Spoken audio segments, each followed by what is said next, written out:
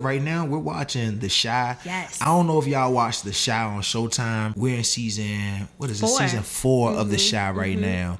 And two of our favorite characters are Emmett and Tiff. Yeah.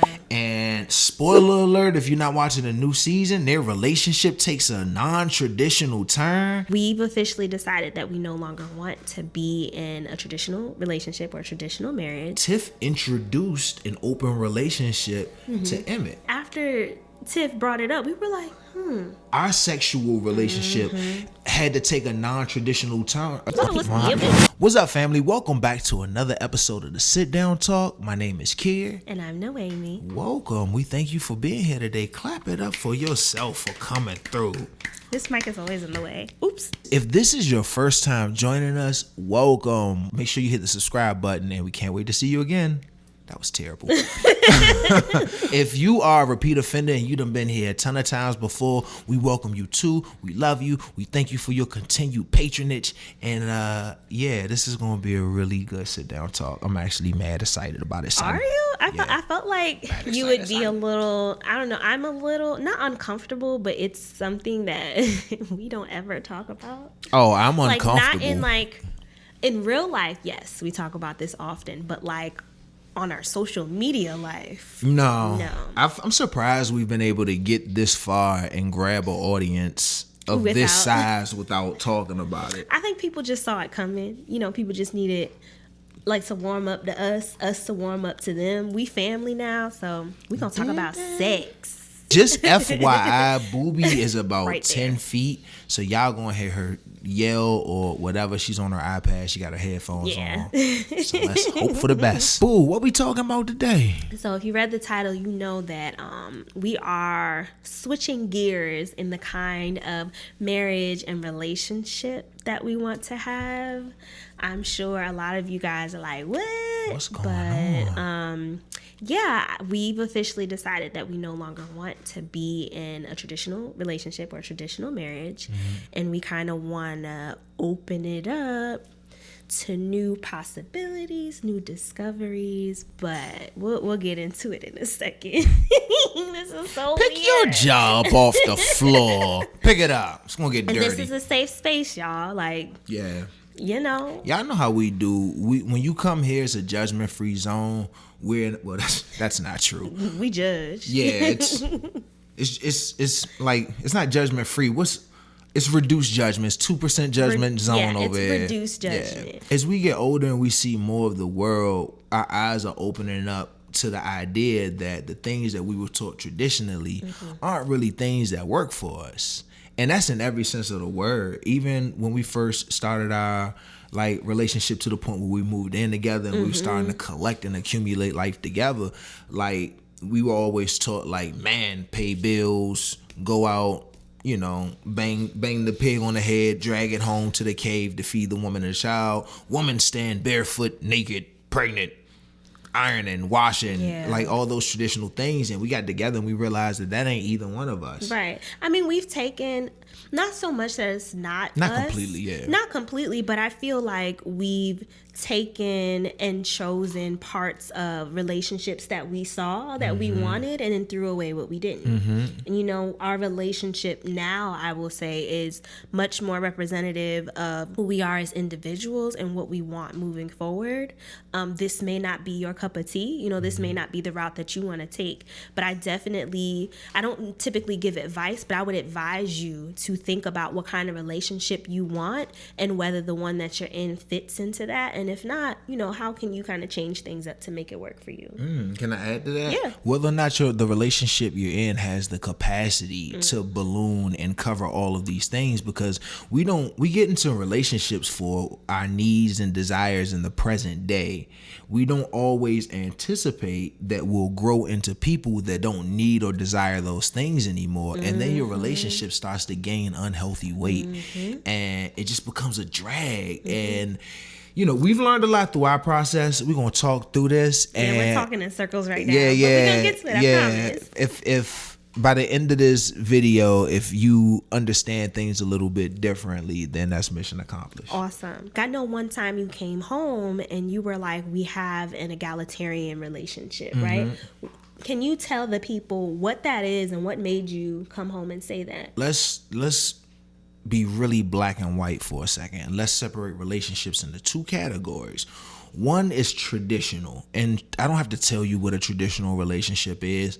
The women have specific gender roles. The men have specific gender roles. In heterosexual relationships, at least. Correct. But within those gender roles or expectations, usually financial, around taking care of the house, around rearing the children, they kind of fit into a really specific category.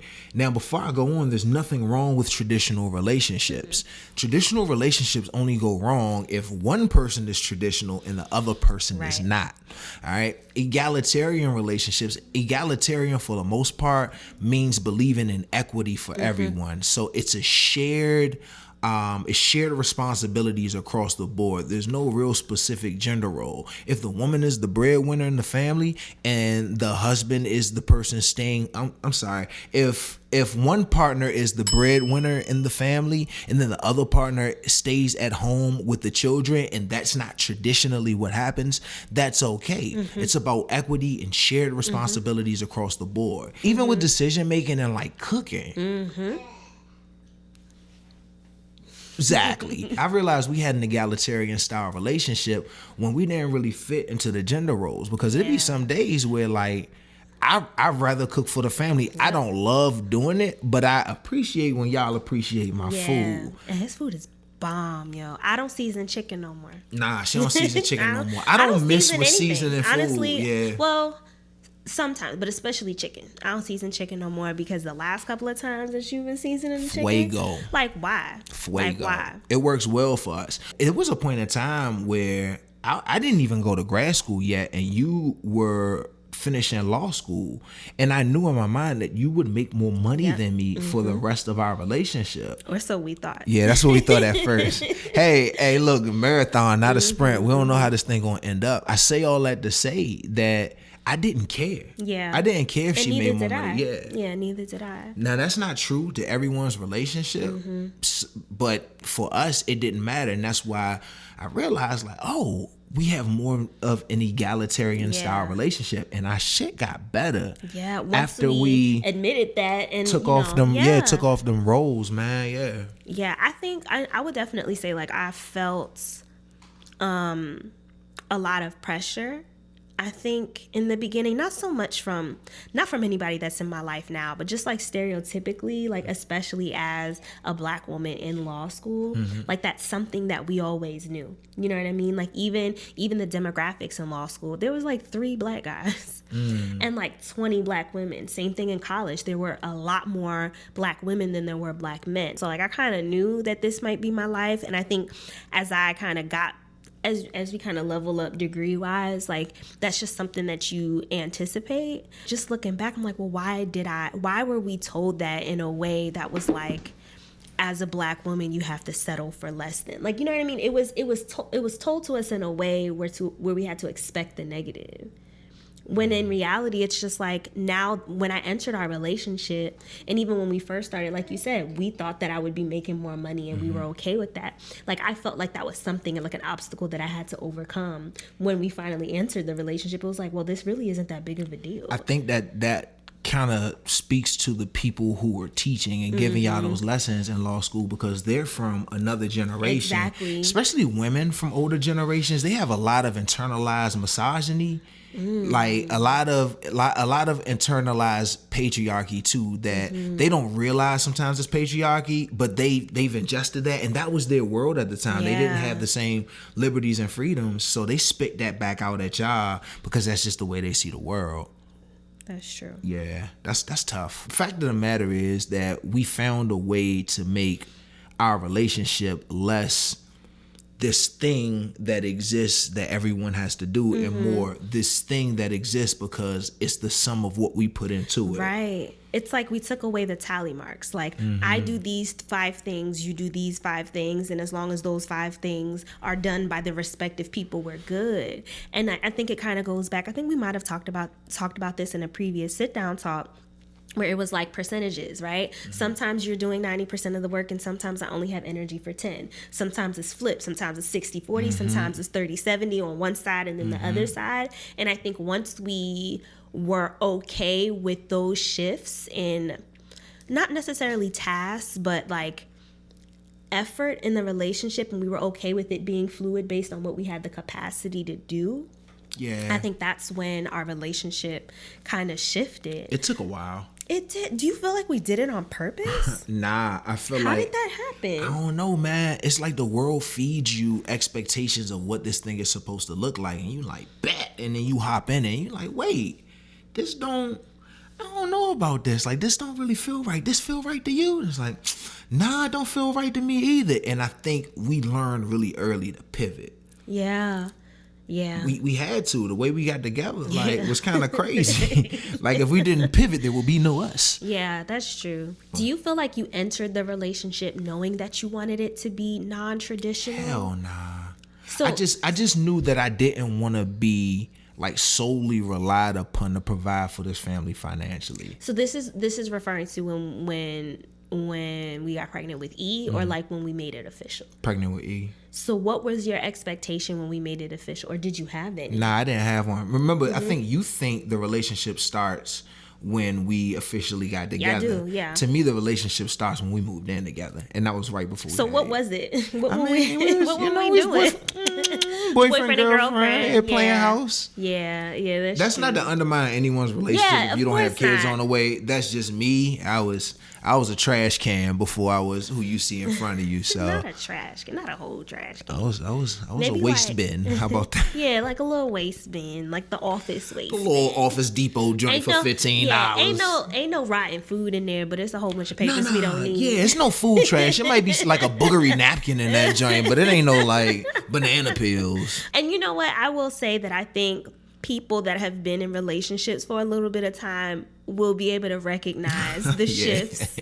Like who you were when y'all first met and when y'all first got together versus who y'all are when shit hit the fan the first couple times. Right.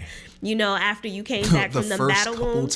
Because you know it got to be a couple. Because the first time you're like, oh, this is just, you know, a little bump in the road. And then the same shit happened again. You're like, wait. Now it's a pothole that doesn't cut your radio off now when you hit it. Now it's a whole obstacle and you in a fork in the road. You're trying to figure out where to go next. Do not want. Even when you first said egalitarian relationship, I'm going to be honest, I didn't know what he was talking about.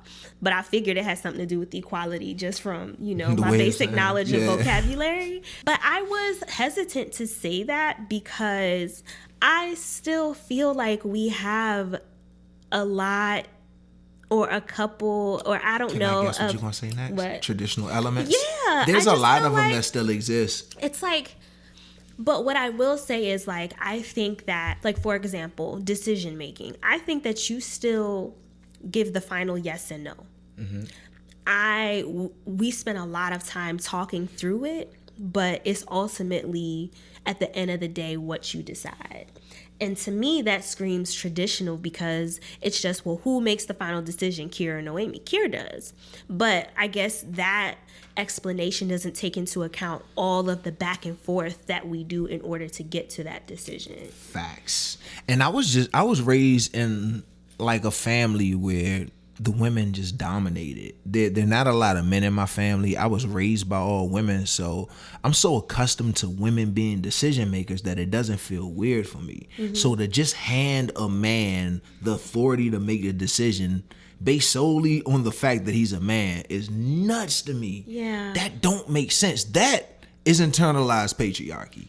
That's so wild because how am I the feminist in this relationship? I know, but I was raised in a more traditional family. But I do think that, like, even with decision making, what we do reflects my parents. Like, I was raised, I'm sure y'all heard like the head and the neck analogy. I think it's from what is it, My Big Fat Greek Wedding or something like that. One of them movies. Never seen it, but I heard great things. It's a great movie. Never watched it. I don't know if it's great, but I enjoy it. You know, I enjoy like those 90s movies. But basically it's the man is the head and the woman is, at least in heterosexual relationships, the woman is the neck that controls where the head goes. So while you make all the final decisions, I'm the one that's pumping your head with like, this is option A, this is option B. I prefer option B, but if you want to go with option A, that's cool too. But you still gonna choose option B. But that's how a good business runs, though. Right, A good the CEO ain't doing like research. The CEO is the head face, of course. But the company runs with the CFO and the COO and the executive assistants and the people that really push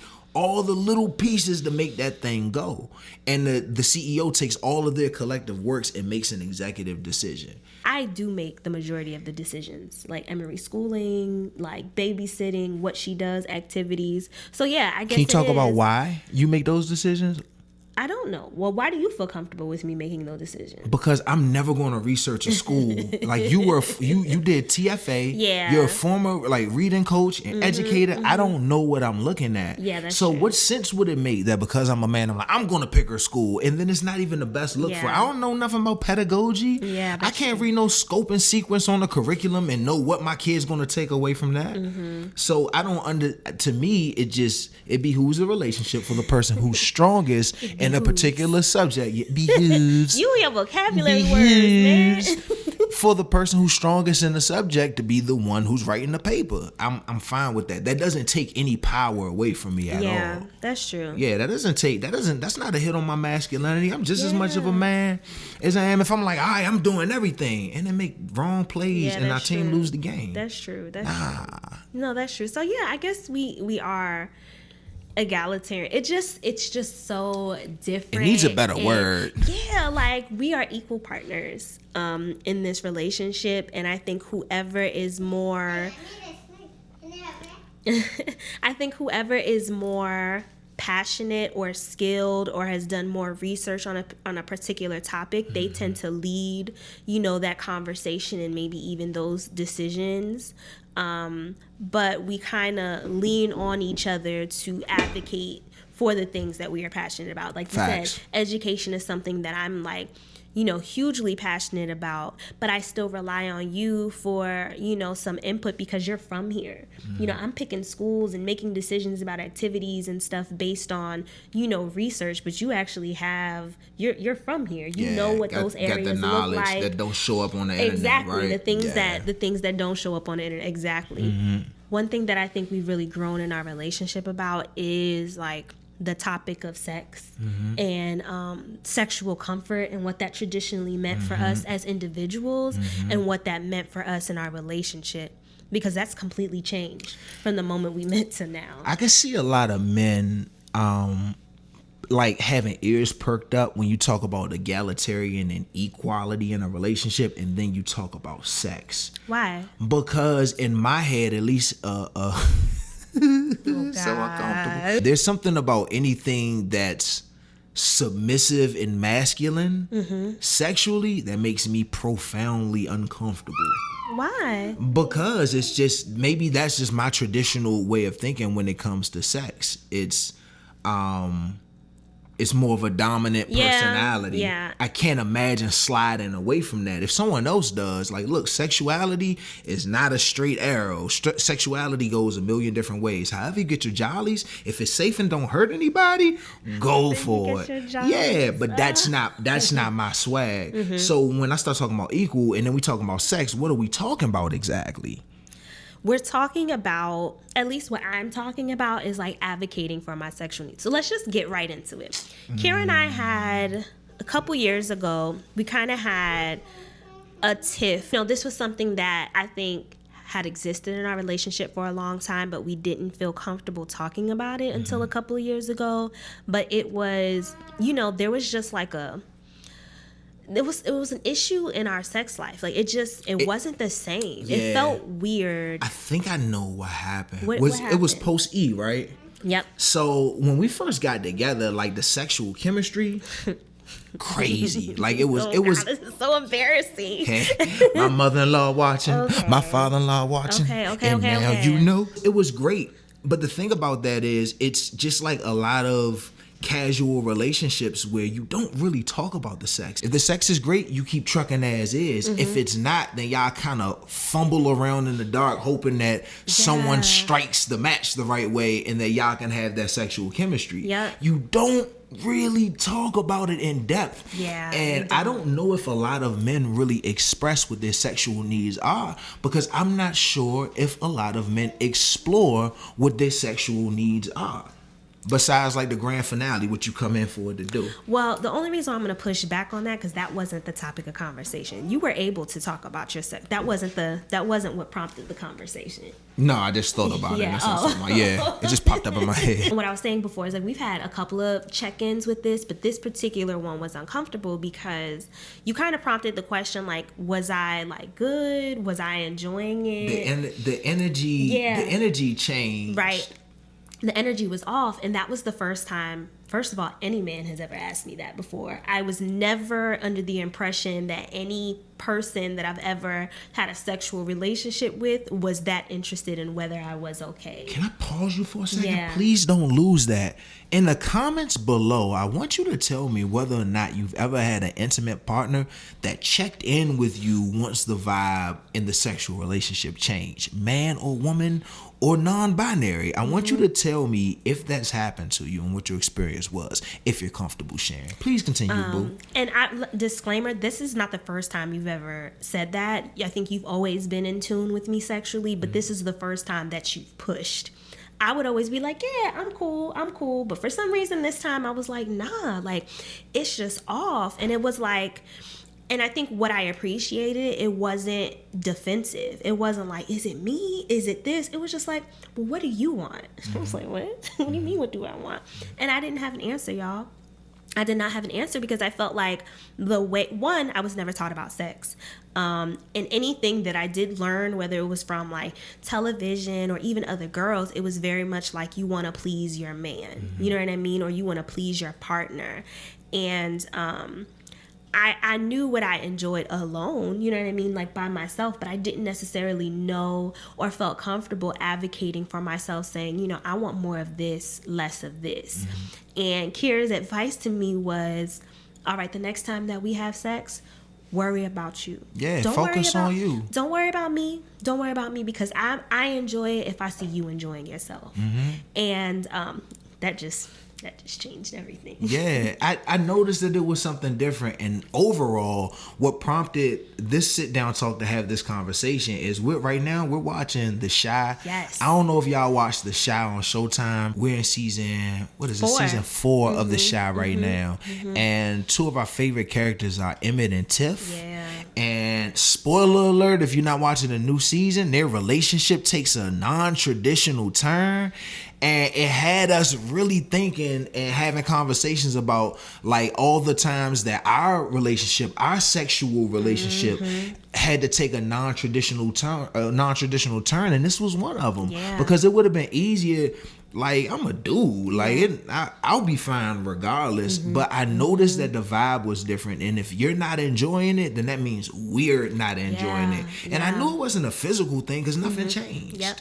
Nothing changed. But that was the first time that I had ever been challenged to make an emotional connection during sex. Wow. That's the first time, yeah. You know what? I think that's never happened before. We all have to do a better job in our community. And when I say our community, I mean our tribe, I mean our friends, and have these conversations, because I recently had this conversation with one of my girlfriends like a month ago.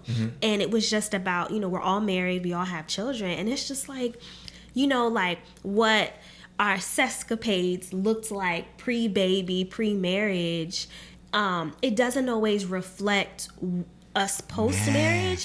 And it's like, why is it? And I am guilty of this, but I just felt like once we got married and once we got serious, I had to like tone it down. And I'm like, why? Like, if anything, it should be the opposite, because I felt like as a wife, there's certain things that you don't bring into your marriage, you know what I mean? And for us, you know, we're not necessarily talking about like a poly relationship like what Tiff and Emmett are introducing, but even, sorry mommy, sorry, but like toys and you know what I mean? Just like exploring more, just going back to like the freaky stuff we used to talk about in high school. Yeah, you know what I mean? and not being ashamed to talk about it. Like, I'll just talk about from my perspective, like sexually, nobody wants to feel less than. Yeah. And there is Or judged. And it's if I'll admit that sexually my ego is tied into it a lot.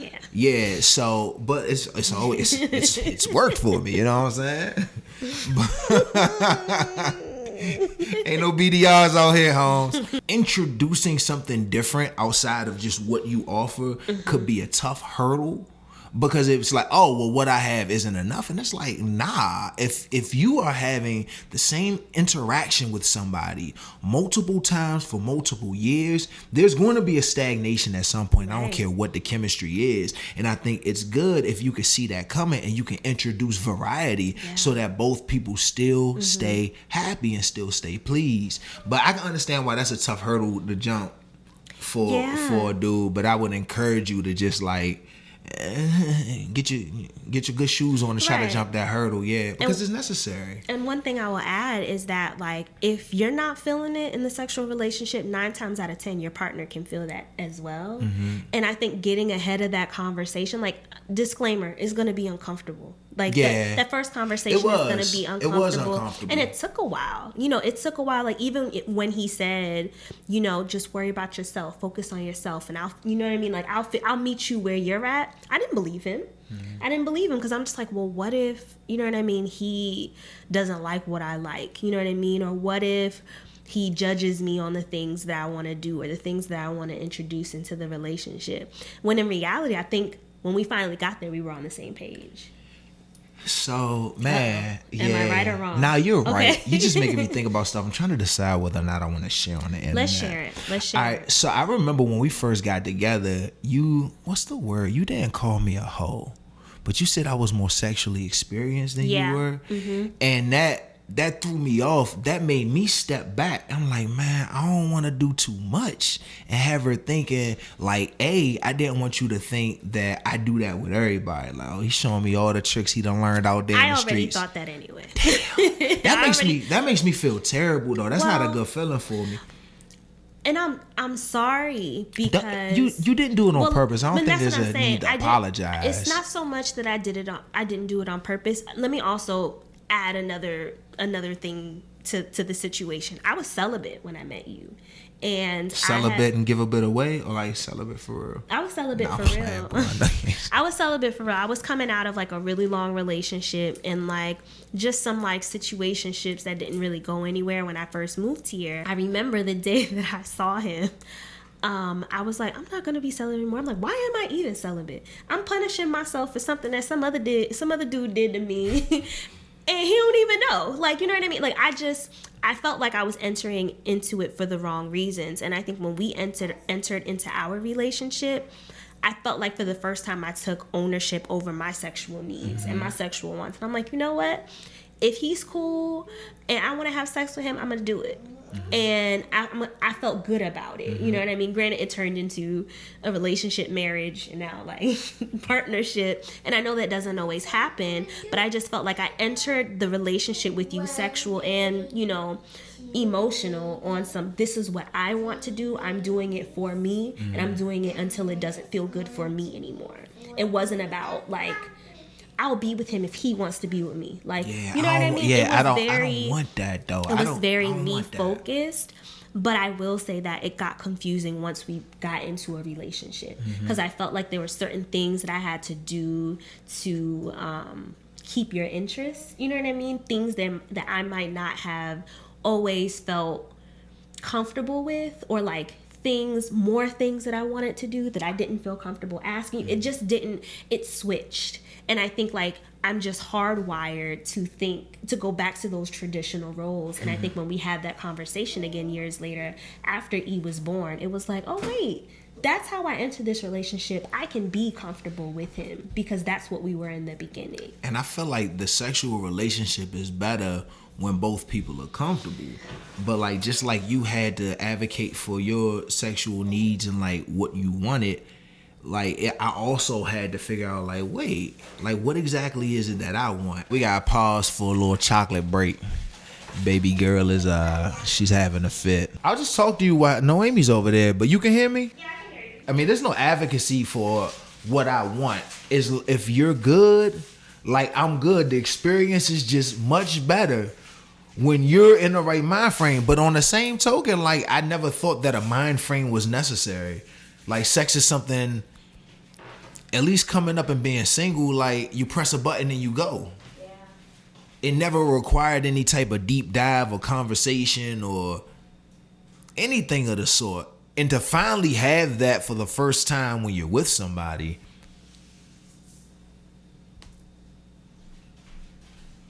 I don't know, man. I'm glad we had the conversation. Going back to the shot, let's think about Tiff for a second. Mm-hmm. Tiff, spoiler alert if you ain't caught up already, like, Tiff introduced an open relationship to Emmett.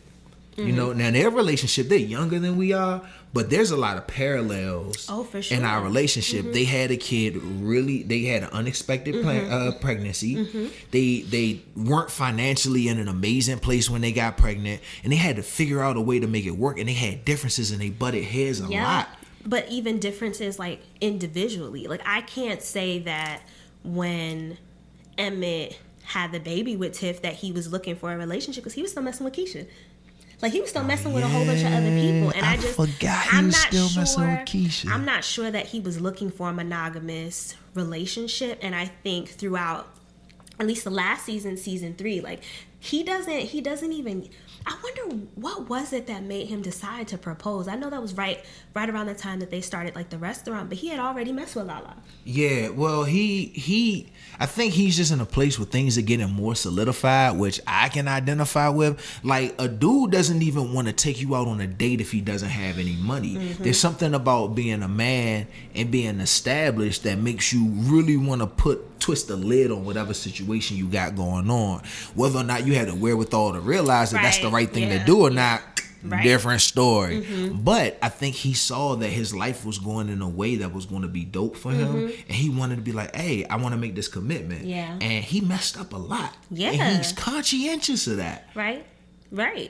But I still think that the love is there. Like, even when he messed up, he felt bad. I mean, I can't speak for him. I can only speak from me being, like, a viewer, and I don't know that I necessarily relate to their relationship in that way. We didn't really have infidelity issues, but, like, maybe, like, at least the way that Tiff is bringing it up is just like, you clearly want to mess with other people. You clearly can't control yourself. And I like messing with other people, but I love you. Is there a way that we can make this work? And it's just something about, like, her being the woman in the relationship, advocating for herself sexually, that I really like.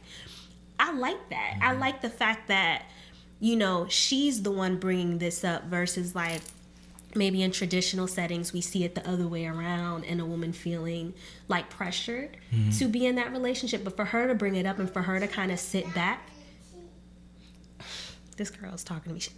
We over here talking about sex with our 3-year-old in the same room, but she got headphones. She got headphones. She can't hear nothing. She has no idea what's happening.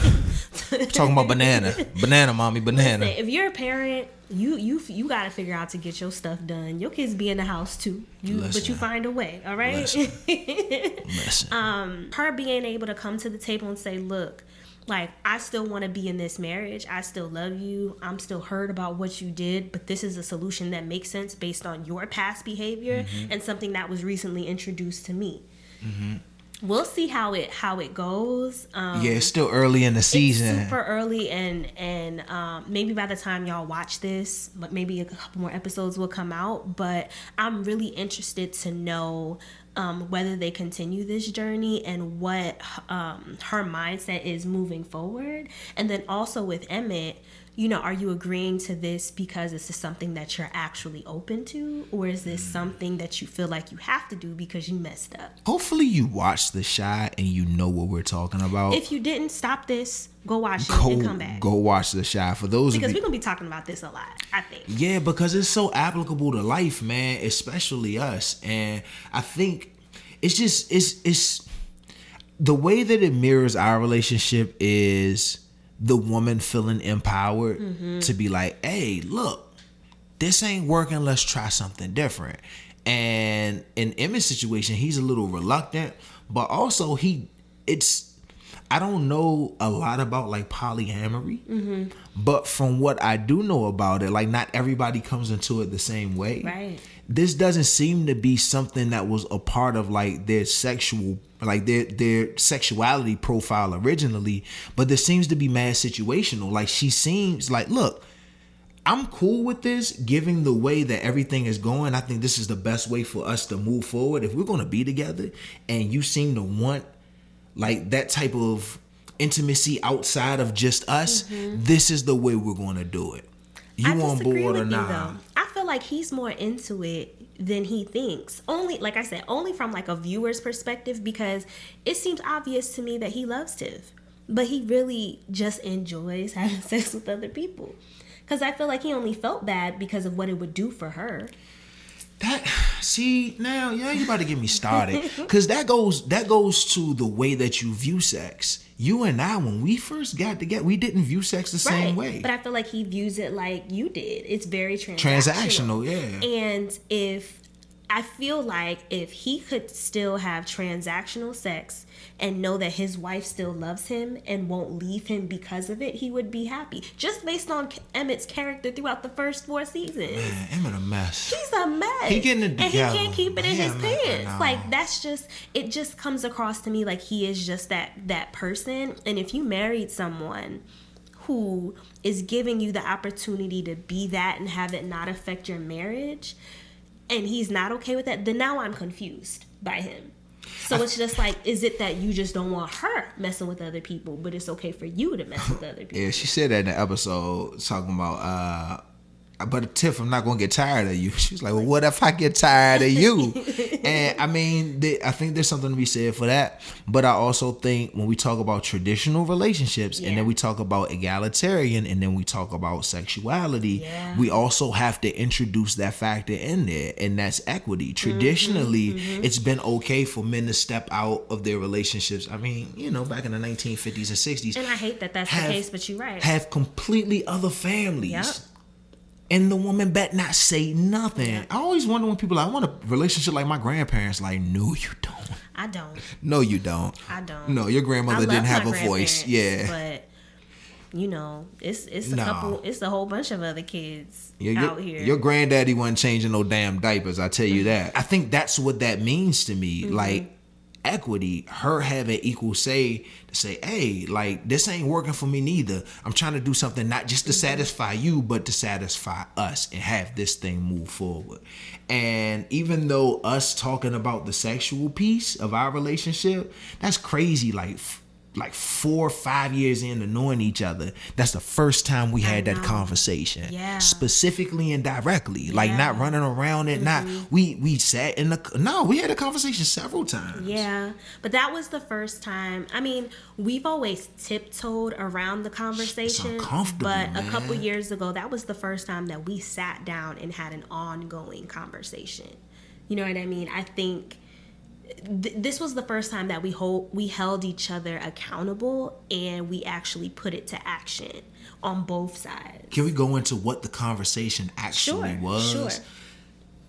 You don't remember? I mean, can you go into what the conversation actually was? I thought we just did. What brought that on? Like, how did that even come about? Because it was like everything was good and then it wasn't.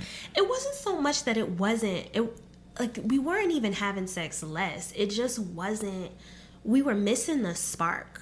And I think that, like, granted, in most relationships, you have the spark and sometimes you don't. But we had the spark so consistently for a long time. And I think that is, I don't think sex is the most important thing in relationships. I know, some of my friends who are married, like, that's not top of their list of things that's important. And that's it's not fine, important to some people, yeah. But it is important to us.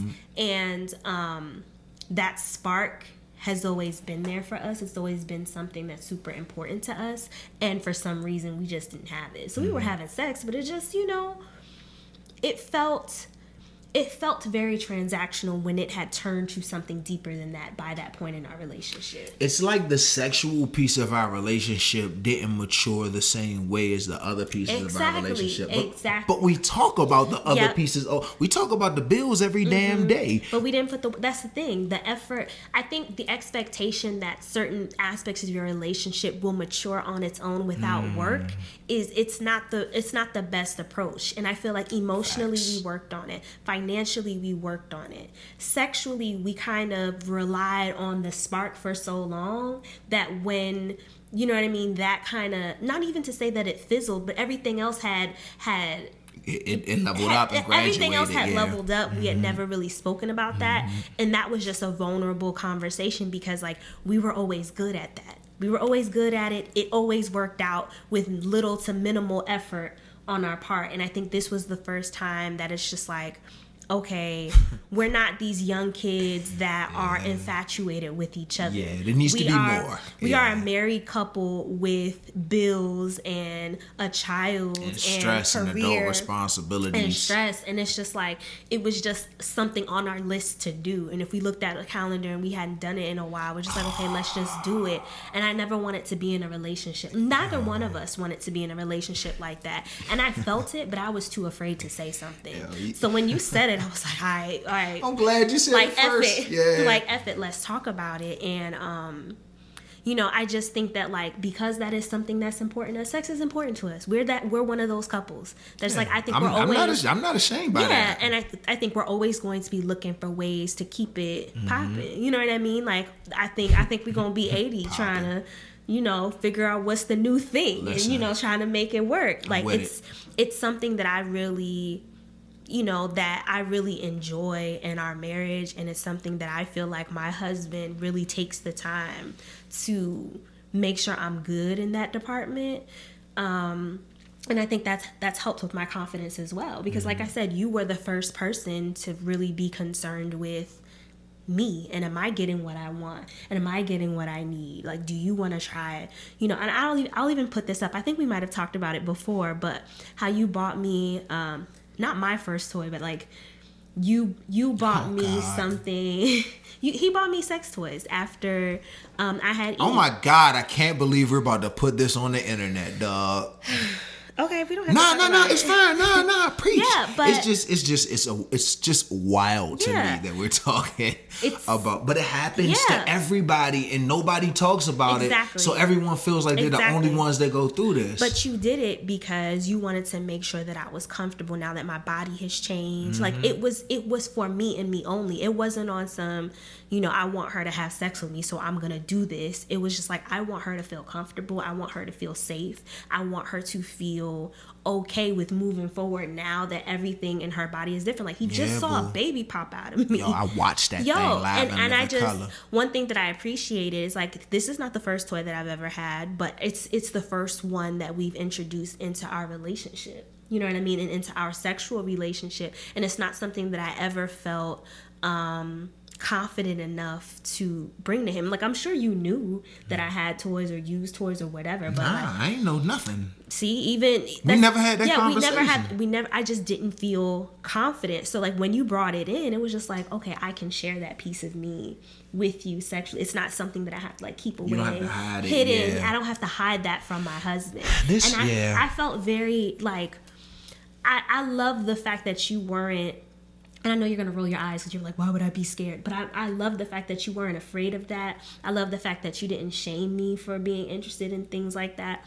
And I'm very grateful that you welcomed that, because it's something that I enjoy. And in turn, it's going to make you feel better, because now I feel more confident sexually. Yeah. And there's also, like, sexual exploration is important.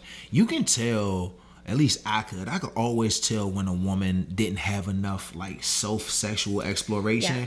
You can tell when she doesn't know how to make herself feel good. She doesn't know like what she really likes outside of, like, what she can choose to like, not just what she takes from whatever whatever a man gives her.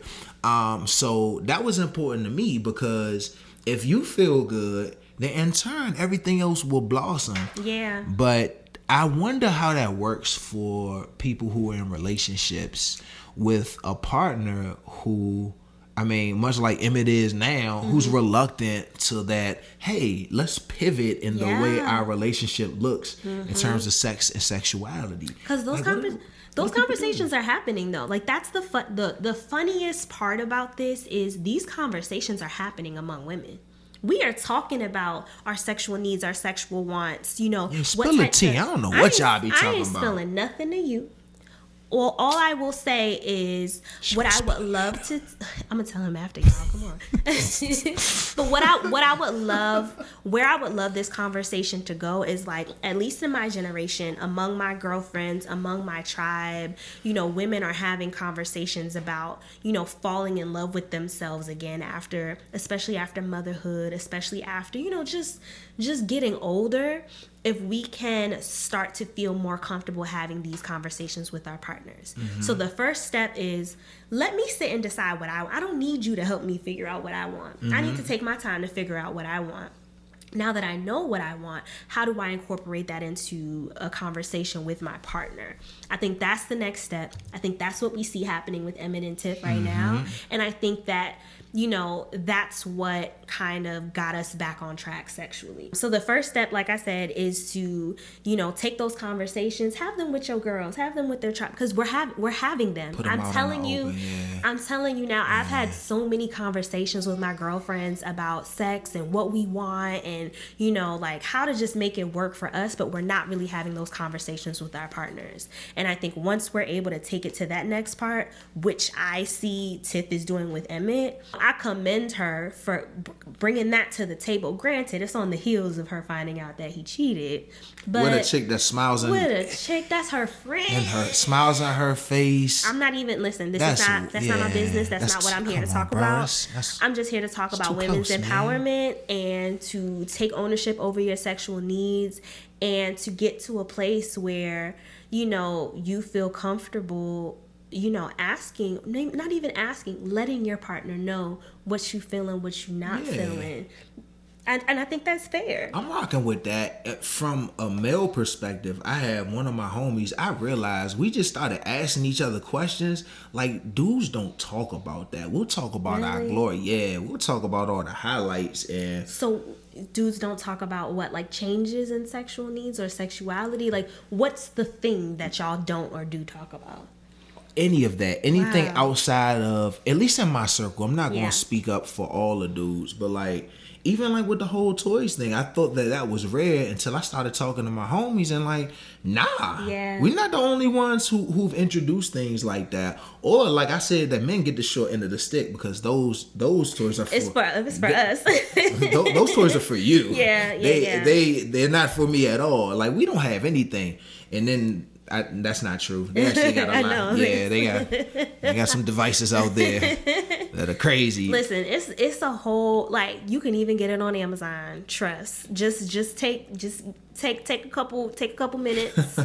Go on Amazon Prime. Go shop a little bit. But just talking to him, even teenagers, and how we found sexuality. Yeah, no one talks about it. We all figure it out at a young age, and we're not even learning the right information. And there's so much shame and guilt around it. It's if you're a boy and you live with your mom and you trying to figure out what's going on in your own body, it's so much guilt and shame, especially if she hip to what you may be doing. Why your room locked? Like, Mom, you know why the room is locked. Like, I'm trying to figure out what this thing does. Yeah. But that does put like a layer of guilt and secrecy onto your sexuality. And it's not popular to say as a dude, because I feel like a lot of folks will feel like it takes some masculinity away from them. Yeah, I don't feel that way at all. It orients you to kind of not talk about those things or not explore, because if you talk about exploring the sexuality as a man, people are automatically going to think that they're thinking something outside of heterosexuality, which is going to close a lot of ears automatically. Like, nah, bruh, sexuality isn't just gay or not gay or anything. It's not like that. It's about what makes you feel good. And sometimes that is either, hopefully it's not dangerous activities, but like it's steeped in so much shame and so much guilt that you just kind of get turned off to it. So your body just becomes an instrument of pleasure. Every time what's the right word to say? When you finish, you get a dopamine hit to your brain and you just start seeking that. So the only thing, you got a pee-pee? Good job. Good job going to the potty, boo. It's a wild conversation to have. She can't hear us, but this is wild.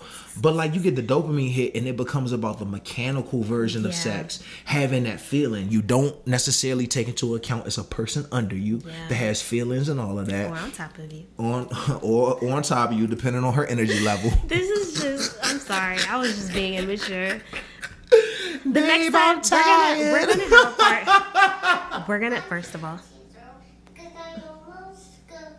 Oh, you missed the party. It's okay. I think this is a great segue to just put a pause on this conversation, because I'm so interested to know your comments on this, because I want there to be a part 2.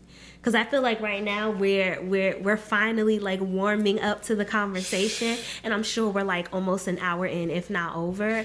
But I feel more comfortable. I hope you feel more comfortable. Out of everything that happens on the Shy, it's just crazy that this is the conversation that came out. But we were like, after Tiff brought it up, we were like, Granted, the answer is no in our relationship. Yeah, and but if that's what works for you, I say do it. But I think that'll work for more people than they would admit. And it just prompted me to think about, like, we don't talk about our sexual needs enough in, monogamous relationships. And it can mean whatever the hell you want it to mean. You know what I mean? But it just reminded me of all those conversations that we had. And today, the answer is no. It might forever be no, but I love the fact that we're comfortable enough to look at each other and be like, what you think? What you think? Mm-hmm. Whereas I feel like in other couples would be like, you better not, ask me. But I feel way more comfortable asking you those types of questions now. I also feel like it's important to say, like polyamory is about more than just sex. Oh, of course. It's about more than just sex. I've actually had a coworker who's polyamorous. Really? Yeah. She was so dope. She was polyamorous and non-binary. I live in a super liberal. I worked in a super listen, but it was so interesting because I had preconceived notions about what that meant. I thought it was like a threesome. Like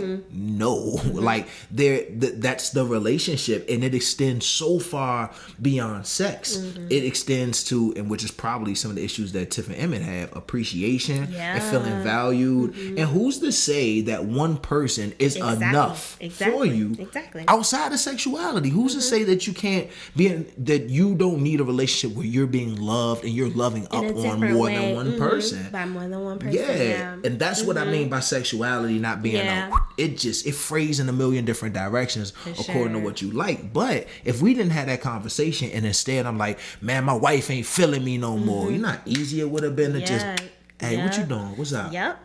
And that has happened to me before. And that's what I didn't want in our relationship, in our marriage. Nah. You know what I mean? And that's why, even though I was uncomfortable having that conversation, I felt like we had to if we wanted this relationship to work out. And that's some adult shit to do, because you know how easy it would have been to just roll over that and never talk about it. And we would have forever blamed the other person for not being something that we never reached out to them and told them that it was a problem that they were not being. Of course. Like, and that ain't even a judgment, yo. That's just real life. Relationships are hard. Yeah. Shit is hard, man. Yeah. That conversation was so hard. I did not want to do it.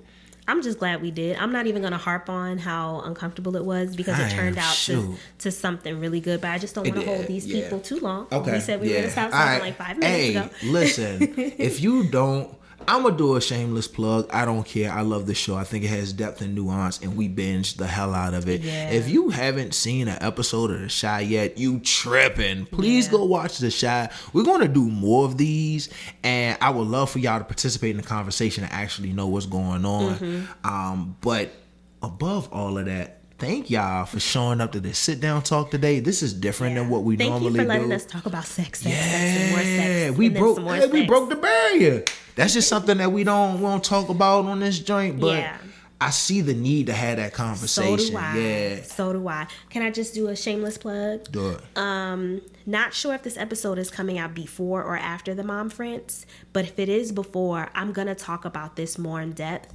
I'm doing a speaking engagement, so we're going to be talking about just refinding, like, loving yourself and all the sex stuff in relationships, because I feel like I lived this journey, and just through having conversations with my girlfriends, like, we talk about this, but we can talk about it more because it's important. We deserve to talk about it. We deserve to have sexual happiness in our relationships. So, yeah. So if this is before the Mom Friends, make sure you get your ticket. If it's after, I'll do a follow-up conversation on the Happy Mother's Day podcast about it.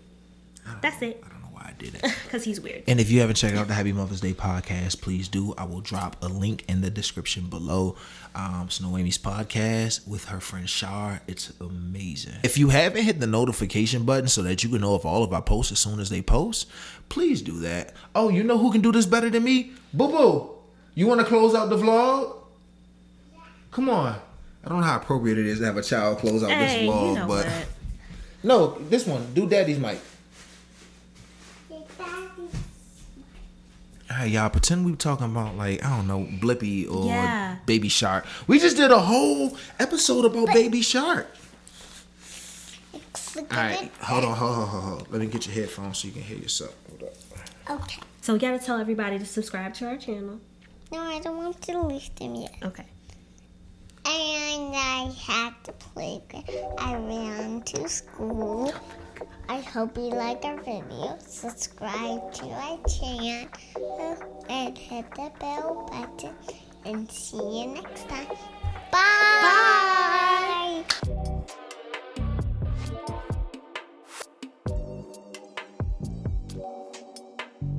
Bye.